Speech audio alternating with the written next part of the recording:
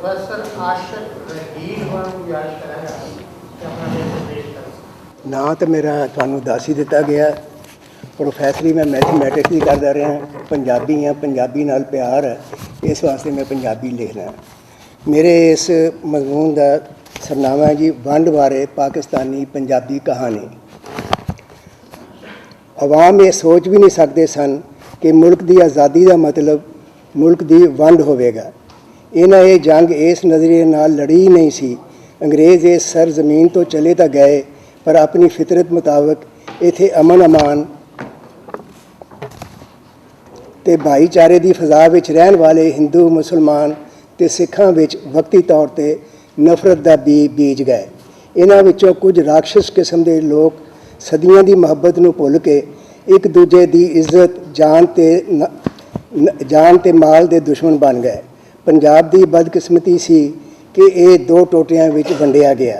भरावां वांगू एक खानदान बन के रहन वाले लोगों नूं ना चाहुंदियां भी अपनियां जम्मन भोवां छड्डनियां पईयां, दोस्तियां ते मुहब्बतां कुर्बान करनियां पईयां। पंजाब जरूर वंडिया गया पर दिल ना वंडे गए, रैतल ना वंडी गई। सदियां पुरानियां रीतां रिवाजां विच तरेड़ ना पै सकी, साहत ना वंडिया जा सकिया। बाबा फरीद, वारिस शाह, शाह हुसैन ते बाबा गुरु नानक दोवें पासे मौजूद रहे। चुनाचे दोवां धिरां नूं छेती अपनी गलती का एहसास हो गया।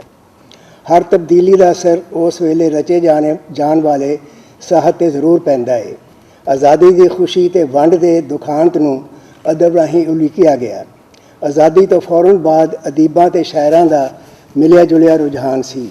आज़ादी की खुशी बारे भी कहानियां लिखियां गईयां ते वंड दे लाए फट्टां अते इंसानियत ते उन्हां दे शैतान दा रूप धार लैण नूं भी कहानियां दा हिस्सा बनाया गया। इस सिलसिले विच जनाब तलविंदर सिंह होरी अपनी संपादकी विच छपन वाली किताब सांझी पीड़ जिहदे विच लਹਿੰਦੇ पंजाब दीयां कहानियां सन विच छपी मसूद चौधरी की कहानी रानी उस बाज़ार की ते तबसरा करदियां लिखते ने भारत पाक वंड के दर्द ने लम्मा समा कहानी नूं प्रभावित किया। आबादी के तबादले ते फिरकू जनून विच अपने कहर नूं लेखकां ते अपनी समर्था ते अनुभव की विशालता सहमत पेश किया। कहानियां की इसे किताब सांझी पीड़ विच डॉक्टर बलदेव सिंह धालीवाल पाकिस्तानी कहानी बारे लिखते हैं। पाकिस्तान लई वंड एक जशन सी क्योंकि उस नाल अपनी हस्ती का वो आप मालिक बन गया सी। पर पाकिस्तानी पंजाब नूं इस आज़ादी की कीमत बेअंत मनुखी जाना के घान के रूप में तारनी पई। सो पाकिस्तानी पंजाबी कहानीकार पूरा एक दहाका जशन ते त्रासदी की दवंद चिंता तो बाद ही इस विचों निकल के कुछ हद तक मुक्त हो सकिया। अजिहा अनुभव मुढ़ली पाकिस्तानी पंजाबी कहानी का रचना वस्तु बनता है। वंड बारे कहानियाँ मुसलमान लिखारियां ने लिखियां या हिंदू सिखा ने, उन्होंने नफसे मजमून एको जिहा सी, प्लाट एक सी, पात्र एको जिहे सन ते वाकियां की बुनतर भी एको जिही सी, सिर्फ कुछ लफ्ज़ों का फर्क सी। लਹਿੰਦੇ पंजाब की पंजाबी विच अरबी ते फारसी के अखर शामिल हो गए सन ते चढ़ते पंजाब विच हिंदी ते संस्कृत दे। वरना कहानी उत्तों जे लिखारी का नाम मिटा दिता जाता तो पता नहीं चलता कि ये किहड़े पंजाब दे लिखारी की कहानी लिखी हुई है। वंड बारे कहानियां दे परागे दर्दमंदां दी आहीं विच पंजाबी सत्थ लांबड़ा दे डॉक्टर निर्मल सिंह मेरी इस गल की पुष्टि करते हैं। उन्होंने लिखिया है, हकीकत विच ये सारियां कहानियां इक्को वड्डी दास्तान है। कहानी एक है, वोड़ वांग सिर्फ ये पसार फैला टहनियां ते शाखां का घेरा वड्डा है।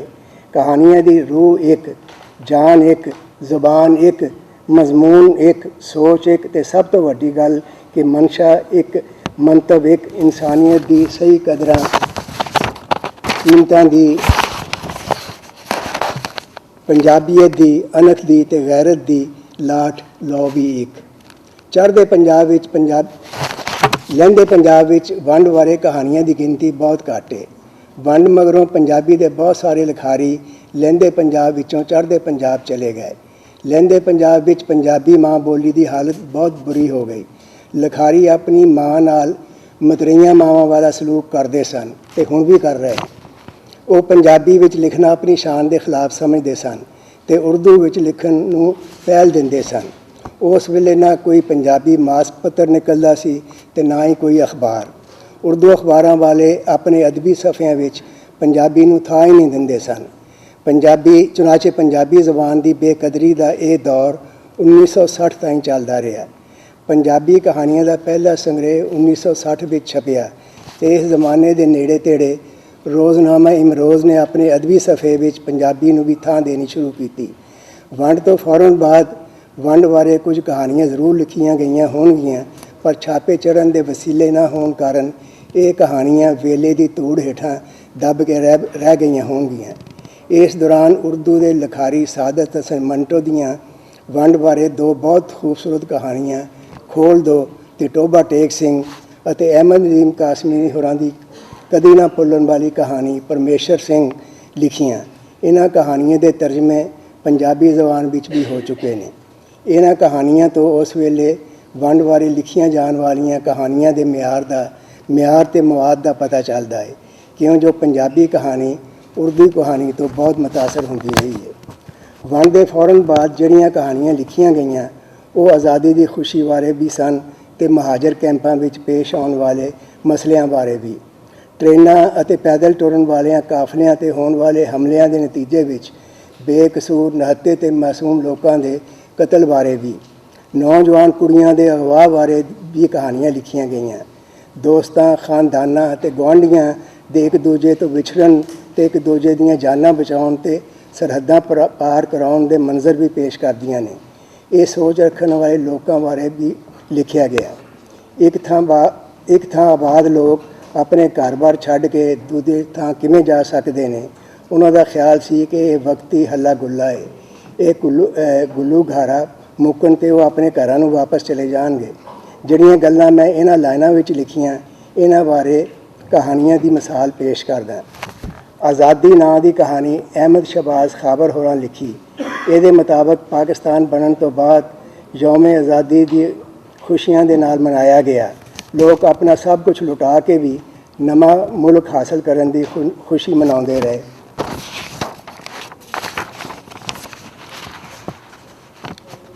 ਵੰਡ ਤੋਂ ਫੌਰਨ ਬਾਅਦ ਜਿਹੜੀਆਂ ਕਹਾਣੀਆਂ ਲਿਖੀਆਂ ਗਈਆਂ, ਮੈਂ ਉਹਨਾਂ ਵਿੱਚੋਂ ਕੁਝ ਮੁਅੱਸਰ ਕਹਾਣੀਆਂ ਦੇ ਨਾਂ ਤੇ ਉਹਨਾਂ ਦੇ ਲਿਖਾਰੀਆਂ ਦੇ ਨਾਂ ਵੀ ਪੇਸ਼ ਕਰਦਾ, ਕਿਉਂ ਜੋ ਤਫਸੀਲ ਲਿਖਣ ਨਾਲ ਗੱਲ ਲੰਮੀ ਹੋ ਜਾਏਗੀ। ਦੇਵੀ ਅਸਗਰ ਅੰਮ੍ਰਿਤਸਰੀ ਨੇ ਲਿਖੀ। ਇਹ ਇੱਕ ਮੁਸਲਮਾਨ ਤੇ ਸਿੱਖ ਖਾਨਦਾਨ ਦੀ ਕਹਾਣੀ ਹੈ, ਜਿਹੜੇ ਇੱਕੋ ਖਾਨਦਾਨ ਬਣ ਕੇ ਰਹਿੰਦੇ ਨੇ ਤੇ ਵੰਡ ਤੋਂ ਬਾਅਦ ਵੀ ਇਹਨਾਂ ਦੀ ਮੁਹੱਬਤ ਨਹੀਂ ਵੰਡੀ ਗਈ। ਬਸੰਤ ਕੌਰ ਰੱਬ ਰਾਖਾ ਅਸਗਰ ਅਲੀ ਜਾਵੇਦ ਨੇ ਲਿਖੀ। ਗੁਆਚੀ ਹੋਈ ਖੁਸ਼ਬੂ ਅਫਜ਼ਲ ਅਹਿਸਨ ਰੰਧਾਵਾ। ਇਹ ਦੋ ਘਰਾਣਿਆਂ ਦੀ ਦੋਸਤੀ ਦੀ ਕਹਾਣੀ ਹੈ। ਮੁਲਕ ਦੀ ਵੰਡ ਅਤੇ ਇਹਨਾਂ ਵਿੱਚ ਜੁਦਾਈ ਪੈਦਾ ਹੋ ਜਾਂਦੀ ਹੈ ਤੇ ਪਾਕਿਸਤਾਨੀ ਖਾਨਦਾਨ ਦਾ ਸਰਬਰਾਹ ਆਪਣੇ ਸਿੱਖ ਦੋਸਤ ਨੂੰ ਸਰਹੱਦ ਪਾਰ ਕਰਵਾ ਕੇ ਆਉਂਦਾ ਹੈ ਤੇ ਉਹਨੂੰ ਲੱਗਦਾ ਹੈ ਕਿ ਉਹ ਆਪਣਾ ਸਭ ਕੁਝ ਗਵਾਇਆ ਹੈ। ਮਾਈ ਜੀਵਾ ਅਮੀਨ ਮਲਕ ਅਜਿਹੇ ਲੋਕਾਂ ਦੀ ਕਹਾਣੀ ਹੈ ਜਿਹੜੇ ਸਮਝਦੇ ਨੇ ਕਿ ਵੰਡ ਦਾ ਹੋਣਾ ਬਿਲਕੁਲ ਅਚਰਜ ਗੱਲ ਹੈ।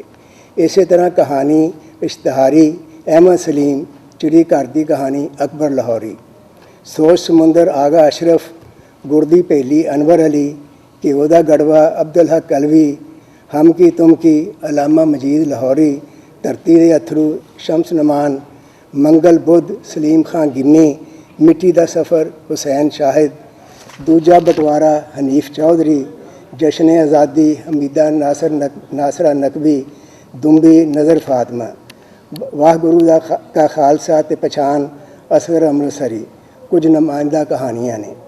1947 ਵਿੱਚ ਜਿਹੜੇ ਲਿਖਾਰੀ 10-12 ਵਰ੍ਹਿਆਂ ਦੇ ਬਾਲ ਸਨ, ਉਹਨਾਂ ਨੇ ਵੱਡੇ ਹੋ ਕੇ ਲਿਖਣਾ ਸ਼ੁਰੂ ਕੀਤਾ ਤਾਂ ਵੰਡ ਬਾਰੇ ਉਹਨਾਂ ਦੀਆਂ ਕਹਾਣੀਆਂ ਵਿੱਚ ਅੱਖੀਂ ਡਿੱਠਾ ਸੱਚ ਸੀ। ਉਹਨਾਂ ਉਸ ਵੇਲੇ ਜੋ ਕੁਝ ਵੇਖਿਆ ਉਹਨੂੰ ਬਗੈਰ ਵਧਾਏ ਜਾਂ ਘਟਾਏ ਥੋੜ੍ਹਾ ਜਿਹਾ ਅਫਸਾਨਵੀ ਰੰਗ ਦੇ ਕੇ ਕਹਾਣੀਆਂ ਵਿੱਚ ਢਾਲ ਦਿੱਤਾ। ਇਸ ਲਈ ਦਰਮਿਆਨੇ ਦੌਰ ਦੀਆਂ ਕਹਾਣੀਆਂ ਵੀ ਤਸਰ ਦੇ ਲਿਹਾਜ਼ ਨਾਲ ਮਿਆਰੀ ਸਨ। ਵੰਡ ਵੇਲੇ ਮੇਰੀ ਆਪਣੀ ਉਮਰ 13 ਸਾਲ ਸੀ। ਚੁਨਾਚੇ ਜਦੋਂ ਮੈਂ ਲਿਖਣਾ ਸ਼ੁਰੂ ਕੀਤਾ ਤਾਂ ਵੰਡ ਵੇਲੇ ਜਿਹੜਾ ਭਾਰ ਮੈਂ ਆਪਣੇ ਦਿਲ 'ਤੇ ਮਹਿਸੂਸ ਕੀਤਾ, ਉਸ ਨੂੰ ਹਲਕਾ ਕਰਨ ਲਈ 2 ਕਹਾਣੀਆਂ ਲਿਖੀਆਂ। ਇੱਕ ਕਹਾਣੀ ਦਾ ਸਰਨਾਮਾ ਸੀ ਪਾਕਿਸਤਾਨ ਦਾ ਸ਼ਦਾਈ ਤੇ ਦੂਜੀ ਦਾ ਜ਼ਿੰਦਾਬਾਦ। सानू घर-बार छड्ड के 8-9 मील पैदल तुर के महाजर कैंप में जाना पिया तो अपने माँ प्यो की मौत वेखनी पई। ये कहानियाँ उन्होंने औकड़ों बारे सन ते नाले इस एहसास बारे कि जिवें असीं तकलीफां भरी जिंदगी छड्ड के जन्नत वाल जा रहे होइए। इस दौर के लिखारियाँ ते उन्हां दीयां कहानियां दा वेरवा कुछ इंज है। कहानियाँ तो बहुत सारियां, तो मैं वो जरा छड्ड रहा, एक कहानी का जिक्र करदा।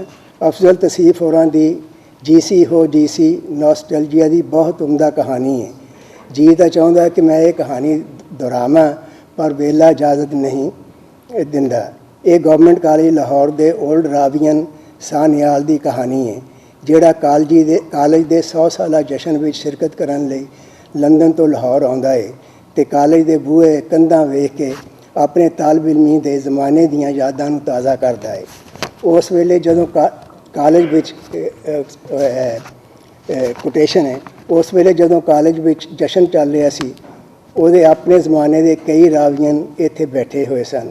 वो कल्ला ही बाहर निकल आया, फिर पूरी दोपहर पुरानियां कंधां दीयां इट्टां नाल गल्लां करदा, पुराने दरख्तां नूं माणदा, अपने आप नूं लभदा फिरदा रहा।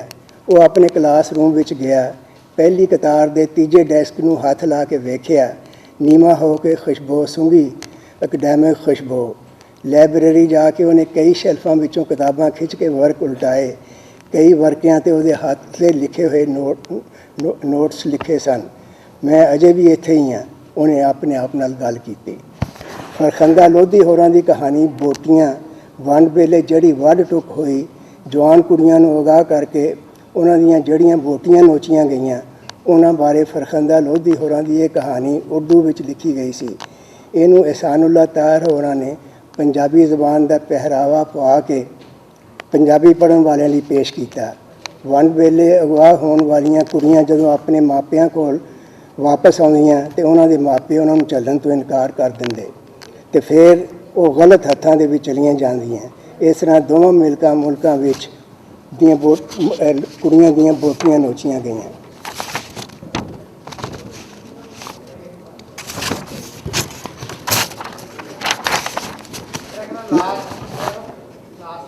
हम भी लाल बत्ती हो, मैं लास्ट ही सफ़ा कर रहा। एक नौजवान लिखारी है, उन्हें पंजाब की वंड का दुखांत अखी नहीं वेख्या, पर अपने बजुर्गों कोलों वंड बारे गल्लां सुन के एक कहानी पीड़ का पंध लिखी। इस कहानी विच वाक़ियात कुछ इंज बयान किए गए हैं कि यह कहानी नहीं जापदी, सगों कोई सच्ची गल लगती है। इस कहानी का हीरो नवजोत भी जवान है तो वंड बारे गल्लां वो अपने दादे करतारे कोलों सुनता रहिंदा सी। उसदा दादा अपने पिंड ते उसे पिंड की मसीत के इमाम अपने जिगरी दोस्त नूं हर वेले याद करके अथरू वगाउंदा रहिंदा सी। नवजोत अपने दादा दीयां गल्लां ते प्रभावित होकर अपने दादे दा पिंड ते उहदे जिगरी दोस्त नूं मिलन आउंदा है। इस कहानी तो पता चलता है कि नवीं पीढ़ी के दिलों विच भी पंजाब की वंड की पीड़ मौजूद है। इस कहानी के नवजोत का जज्बा देखो, और इन्नी काफ़ी है जी। शुक्रिया।